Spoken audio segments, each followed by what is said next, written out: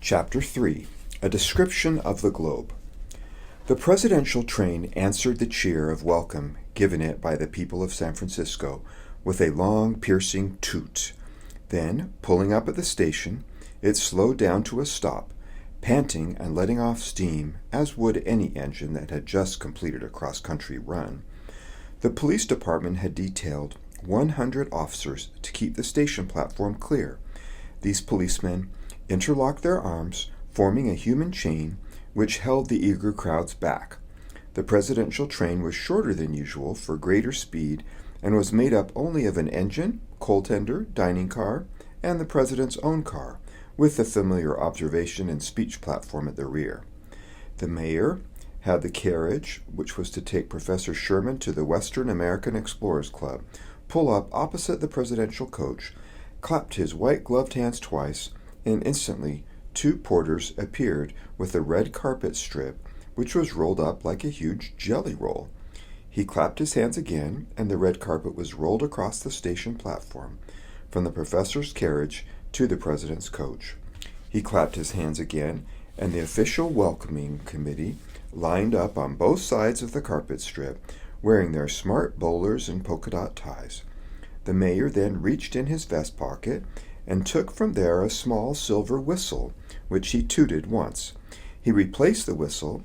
Then, followed by the chief surgeon of the San Francisco General Hospital, he walked up the red carpet into the presidential train.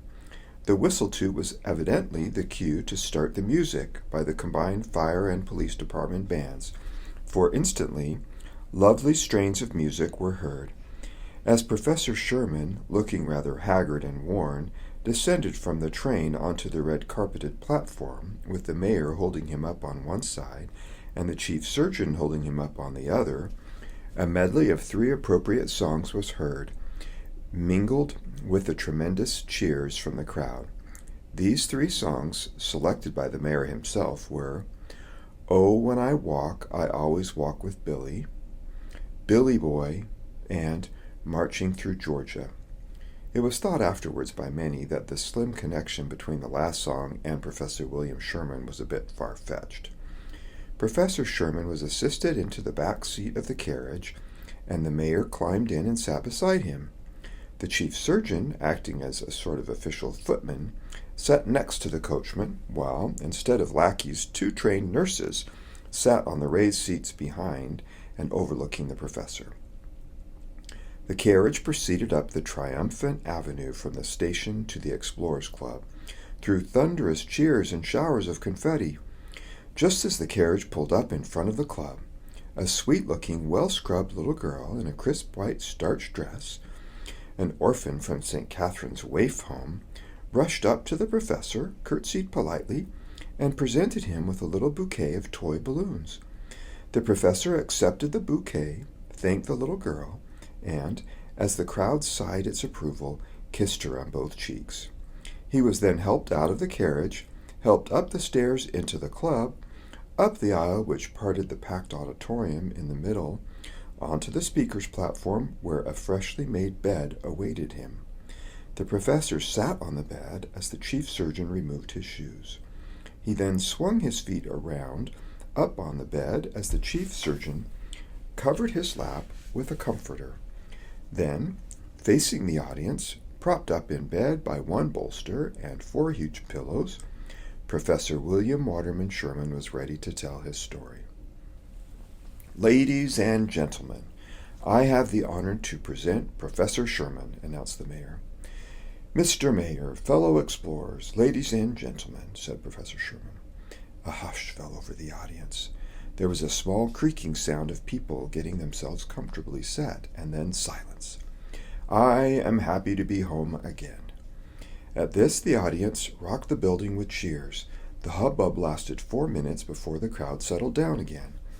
"I haven't been away very long, but I have certainly missed—" The audience, reminded by this remark that the professor had clipped 40 days off the speed record for a trip around the world, broke out in tumultuous applause. This time it lasted 5 full minutes. The professor looked helplessly at the mayor, who immediately sensed how he felt. He faced the audience, silenced it, and said, "Ladies and gentlemen, Professor Sherman has a long and, we feel sure, interesting story to tell. He hasn't had a chance to say 20 words yet, and you have already interrupted him with 10 minutes of applause. The professor isn't running for president. He is recounting a scientific adventure to a scientific club.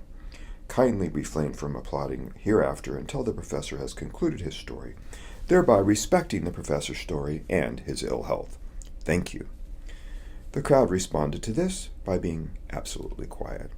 Professor Sherman turned to the mayor, thanked him with a nod, and started again. It is funny that my trip has ended by being such a fast trip around the world. I find myself referred to now as one of the speediest travelers of all times. Speed wasn't at all what I had in mind when I started out. On the contrary, if all had gone the way I had hoped, I would still be happily floating around in my balloon, drifting anywhere the wind cared to carry me, east, west, north, or south. It just happened by some strange fate that the wind blew me 3/4 around the world at tremendous speed, and my only moments of rest were once when I crashed in the Pacific and again after a crash in the Atlantic. The other reason why I took this trip was that I wanted to be alone, detached from the earth, in a balloon. But this didn't work out either. My trip wasn't half over when I found myself in a balloon contraption with 80 other people, men, women, and children. For years I had cherished the idea of this trip. As you know, I was a teacher of arithmetic for 40 years. 40 years of being surrounded by a classroom of healthy, prankish students. 40 years of spitballs. 40 years of glue on my seat. Sal Hepaticate in my inkwell, and other devilish tricks. Long about the 36th year, I started yearning to be alone. I amused myself with thinking of many ways of doing this. Trips in small boats, polar expeditions. I joined this Explorers Club, for after all, it seemed to me that the ambition of explorers was to go where no one had gone before. One day I started thinking of a balloon in which I could float around out of everybody's reach. This was the main idea behind my trip, to be where no one would bother me for perhaps one full year, away from all such boring things in the lives of teachers as daily schedules, having to be in different classrooms at exact times week after week. I planned and worked on designs for my balloon in my spare time, using the experiments of other balloonists as a guide. I wanted a big balloon, one which could keep me in the air for a year, or at least many months. Big balloons are a problem. Unless they are designed with great care, they are ripped to shreds by the wind while they are being inflated. Once the balloon is in the air, it offers little resistance to the wind and isn't bothered by it. But while it is tied down on the ground and being filled up with hydrogen, it is at the wind's mercy. I followed the plans of the great French balloonist Giffard, whose captive balloon, the Clou, is the biggest balloon ever built. His balloon was constructed of 7 alternating thicknesses of rubber and silk. I planned my balloon, which I christened the Globe, with 4 alternating thicknesses of rubber and silk. My balloon was 6,000 cubic yards in size, which is just about 10 times the size of a standard balloon. The Globe was one of the biggest free balloons ever built. I wanted a big balloon for 2 reasons. First of all, as I have already said, to keep me in the air for a long time. My second reason was that I wanted a big basket to live in, and it would take a huge balloon to lift the basket I had in mind. As you know, the standard balloon basket is just a little compartment, about big enough for 2 men to stand in, or 1 man to sit down in, and altogether impossible to sleep in. There is little room for provisions, and it would be impossible to live in a standard balloon basket for any length of time. This goes without saying. I looked to the work of another French balloonist named Nadar. Nadar built himself a big balloon which he christened Géant, and attached to this a real little basket house. It had a door, windows, a staircase which led up to its little roof. The roof of the house was bordered by a woven balustrade, furnished with wicker furniture, and was an ideal observation platform. The inside of the house was appropriately and comfortably furnished. This was a basket weaver's masterpiece. It was light, strong, and comfortable. I designed my basket house in much the same manner, with but few changes. I didn't use the roof of my woven house as an observation platform, but rather as a sort of open-air attic in which to store food. For observation, there was a small porch all the way around my house with light uprights and balustrade made of bamboo. This porch was quite like the deck of a ship. Nadar's balloon wasn't built, as mine was, with the idea of taking very long trips or staying in the air many months. He therefore didn't have to worry much about ballast. The way you take an ordinary trip in a balloon is quite simple. The balloon is tied down with several ropes while it is being filled with gas. When it is full, you give the command to cut the ropes and you fly off. The balloon will instantly leap into the air and carry you high up in the sky, the height depending on the amount of gas in the balloon and the amount of weight you are carrying. When you want to come down, you pull a rope which lets some of the gas out of the bag. If you want to climb higher, you must throw something overboard, which will make the balloon lighter.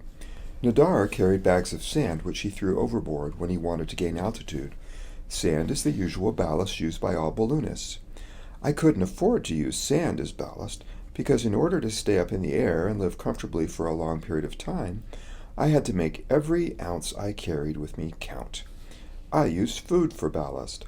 I thought this to be ideal for a long trip. With food for ballast, every time I threw a pail of garbage overboard, I would go a little higher. Thus, for every unnecessary sandbag, I could carry extra food to make my trip last longer. My balloon house was furnished with the lightest of everything. The usual mattress is too heavy and is only used at night anyway. I designed a mattress made of the same material as my balloon and filled with gas. With a sheet over it, it stayed on the floor and was most soft and comfortable. When I pulled the sheet off, it floated up to the ceiling and was thus stored out of my way in the daytime.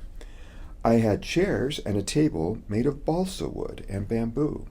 I had a library of paper-bound books printed in small type. My foods and liquids were chosen with the idea of saving weight. I carried a strong shark fishing rod with the hope of catching a few fish to increase my food supply. Some balloonists who recently planned ocean voyages, such as the Americans John Wise and T.C. Lowe, attach lifeboats to their balloons in case of a crash in the water. I couldn't see carrying this extra weight. I had a tailor make me 2 waterproof suits out of balloon cloth and carried a cork lifesaver. If I crashed, I figured that this type of suit would keep me dry, and the lifesaver would keep me above water. These suits were wonderful. They were light, and being both waterproof and airtight, were extremely warm. I planned to wear one and wash the other by attaching it to my shark fishing rod and dunking it in the ocean. All of my laundry was done in this manner. The rest of my clothes were simply the lighter variety of everyday menswear. The Higgins Balloon Factory took a year to build my balloon, and I must say they made a fine job of it. It was finished August 10th of this year. I had one excellent trial flight in my balloon, which I thought was enough. It was a short flight, and everything worked perfectly. The only mishap was that I broke every plate and glass in my woven house when I came down a little too fast. I corrected this by having silver plates made to replace dishes and used a silver cup instead of glasses. The plates and cup had small handles on them so that I could tie them onto my fishing rod and wash them by dunking them in the ocean. I spent 2 days in outfitting my balloon with the proper provisions. I carried a small still for making fresh water out of salt water and a medium-sized keg of quinine tonic. I was soon all set for my trip. Higgins notified the press that I had intentions of taking a long trip in a giant balloon, which might easily end up in my being the first to fly across the Pacific Ocean. The newspapers carried the story, giving it about half a column on the 4th page. The public wasn't at all interested in my trip then.